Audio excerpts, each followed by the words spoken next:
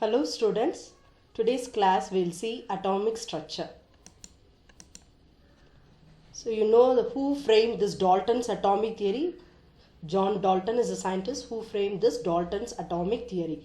So now we are going to see Dalton's atomic theory and modern atomic theory difference there. So now what is the difference here means actually whatever is impossible in Dalton's atomic theory was possible in the case of modern atomic theory.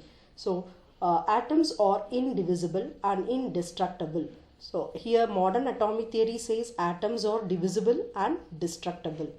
The second point says that smallest indivisible particle of an element, atom.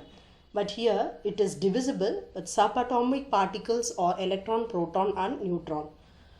The third point says that the same element are alike in all respects and differ from atoms of other elements. Here modern atomic theory says not alike in all respects as seen in case of isotopes. See, isotopes means atoms of the same element having same atomic number but different mass number. So you know the meaning of isotope. Z represents atomic number, A represents mass number.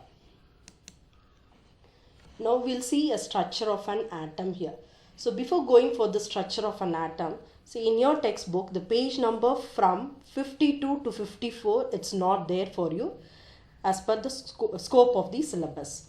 Now we'll see the structure of a carbon atom as an example. See carbon atom here, you know protons and neutrons are found in the center of the atom. See here this is the nucleus where the protons, the positively charged one, and neutrons are present. Now electrons are revolving around the nucleus of an atom with a negative charge there. So now these electrons are revolving around the nucleus, that is along the imaginary path. This is an imaginary path which we are representing in a circular way. That is actually saying it is an elliptical path only, but here we have represented here as a circular path. So these electrons are revolving in that particular imaginary path there. So now we are going to see the three subatomic particles, electrons, protons and neutrons. See here when you look into this tabular column, see subatomic particle symbols, you know that proton is small p, electron is small e and neutron is small n. So the charge and the mass you have represented here in this column there. See the charge we have represented as a left hand side subscript 1, that is plus 1. Here this is plus 1 and for electron it is minus charge and for neutron 0. And this number which has been represented here on the right hand side superscript represents the mass number, that is 1. For proton and neutron is 1 and electron is 0. Like other elements, the mass number we are representing on the superscript on the right hand side. So the subscript on the left hand side represents the charge. So charge and mass is given. So sometimes they may ask you questions that what are the charge and mass of the subatomic particles. Next we will see what is an atomic number. So atomic number means you know it is equal to number of protons, which in turn is equal to number of electrons of an atom. So it's represented by the symbol Z. Mass number means capital A. So mass number means it includes proton and neutron. So this proton and neutron which is present in the nucleus we represent it by a new term called, that is nucleons. We call that as the total number of protons and neutrons in the nucleus, we call it as nucleons. So now if you want to calculate neutron here, making use of this relationship you can calculate it. See if you n is equal to A minus P. So this P you bring it this side minus P. So that P in turn is equal to atomic number, then what is that, number of electrons. So this is how we calculate the number of neutrons. Now let's talk about what the mass number which is slightly less than actual atomic mass. So you should know what is mass number and what is actual atomic mass. So mass number means it includes proton and neutron which we have represented as nucleons there. Actual atomic mass means it will include proton plus neutron plus electron. So all the three we are representing. So what's the reason for this one means, see mass number. So the reason is main reason it will include the proton and neutron value. But here proton, neutron as well as electron. That's why this mass number is slightly less than the actual atomic mass. See, mass number is however whole number approximation of atomic mass in AMU. AMU means atomic mass unit. Since mass of proton as well as mass of neutron, this together is approximately equal to 1 atomic mass unit, and the mass of electron is negligible. See, even if it is negligible 0, as we have seen in the tabular column, the mass of electron is 0, but this is negligible, but there will be a slight variation there between the value of mass number and actual atomic mass. Now we'll see about the electron which is revolving around the in the imaginary path. So electron possesses certain amount of energy. So what kind of force is holding that electrons in that particular imaginary path means centrifugal force. So this force you have learned in centrifugation method. You have learned in physics also. So this force prevents the electron from falling into the nucleus. So if it is not there, this force is not preventing, means what will happen? The there will be a complete collapse in the structure of the nucleus of an atom. So electron will move to the nucleus and there will be a complete collapse in the structure of an atom. So this is the force which is holding the electrons in that particular imaginary path. Now we'll see the distribution, how many number of electrons should be filled in each shell. So before that we'll see factors which govern the distribution of electrons. See, maximum number of electrons in each shell is represented by the formula 2n square. So you know that how many electrons should be occupied in that K shell, L shell, like that. This is the formula used to calculate it. Now the second rule says the outermost shell, the other name for outermost shell is last shell or valence shell, cannot have more than 8 electrons. So last shell should have only 8 electrons, not more than that. So the penultimate shell means, you know the meaning, the last but one. That means previous shell of the last shell.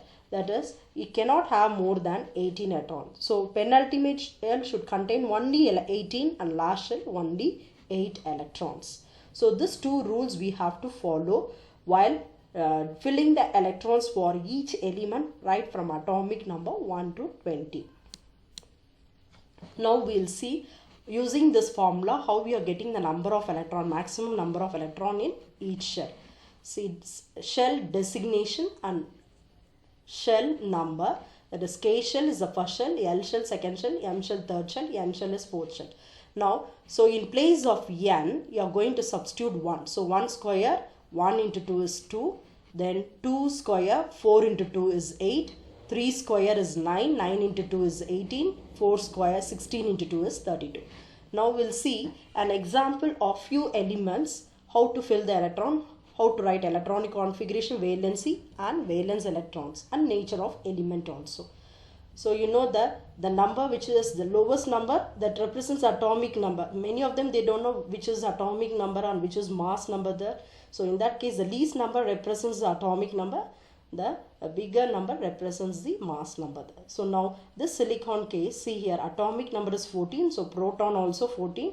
So when you subtract neutron, I have said earlier about this, how to calculate number of neutrons, mass number minus atomic number. So we'll get 14 neutrons.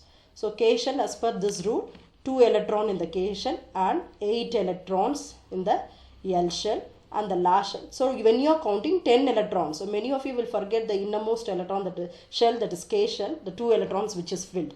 So this also you have to consider. So 2 plus 8, 10 and remaining 4 electrons. That too you have to draw it in pairs. So first shell you can draw like this. The second shell onwards you have to draw it in pairs, the electrons. So that is what is given here in detail. All the proton, neutron, electronic configuration, that is K is 2, L is 8, M is 4. Valence shell means it will represent the number of electron which is present in the outermost shell. Valency means, so it represents, that is 4. So 4 more electrons to complete the last shell. As per that rule, last shell should contain 4 electrons. So it has to get 4 more electrons. So minus 4 you can write, or 4 electron present, so plus 4. Either plus or minus 4, 4 is the valency. So the nature of this element, you all know, it is a metalloid. Now we'll see chlorine atom. See, chlorine atomic number is 17, mass number 35. So when you subtract 17 from 35, you will get 18 neutron. So 18 neutron, 17 proton and 17 electrons. You count and see K2, L8 and M is 7. So now electronic configuration is given here 287, valence electron. How many electrons are there? 7. So one more electron to complete this shell, so its valency is -1. So now this is a halogen. See, halogen group, you have fluorine, chlorine, bromine, iodine. So this is a halogen. All the halogens are non-metals. Now we'll see an argon atom. That is an argon. Atomic number is 18 and its mass number is 40. So proton value is 18, but neutron here you can write in the nucleus either the symbol or the proton or the neutron. So but neutron, so you subtract this 18 from 40, you will get 22. So now electronic configuration, K shell to L shell is, see, this is a perfect diagram. This way you have to fill the electrons there. So this is 8 electron in the L shell, M shell also 8. So totally 18. So K to L8, M8. So outermost shell 8 electrons, so valence electron 8, and valency why it is 0 means the last shell is complete 8 electrons. So it is a stable one, so its valency is 0. So it's, you know that of course argon is a noble gas. Now calcium atom. See, calcium atomic number 20, mass number is 40, electronic configuration. See, 2 electrons you have filled in K, 8 electrons in the L shell, and M shell can accommodate 18, but we said that it has to be, the electrons has to be filled in the next shell, that is 2 electrons there. So now for potassium and calcium is the same thing, it goes for the 4th shell, that is N shell. So K2, L8, M8, N2. So the reason for this I have explained, and here the valence electron is, see how many electrons in the last shell? 2. So valency also is +2, and the nature of this metal element is, it's a metal. Now you have an assignment here. See, in page number 62, year 84, 85, 86, 88 and page number 64, 1 to 9. You can find the answers.